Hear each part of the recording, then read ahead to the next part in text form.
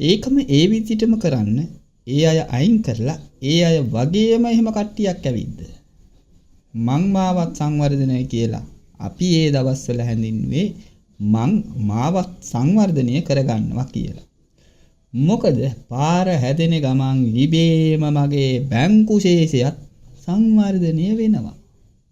ඔන්න ඕක තමයි අපි මාර්ග සංවර්ධනය කියලා හැඳින්වුවේ. අද ඇත්තටම ගමේ මාර්ග සංවර්ධනය වෙනවා. ප්‍රශ්නේ තියෙන්නේ ඔය පාර කොච්චර කාලයක් පවතීද කියන එක.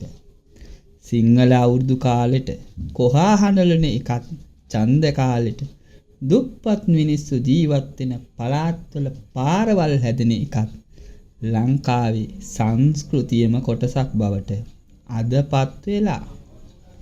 එන්න අපි රැවටෙමු. කොහොම වුණත් අපි මේ පාර මාලිමාවට හොඳේ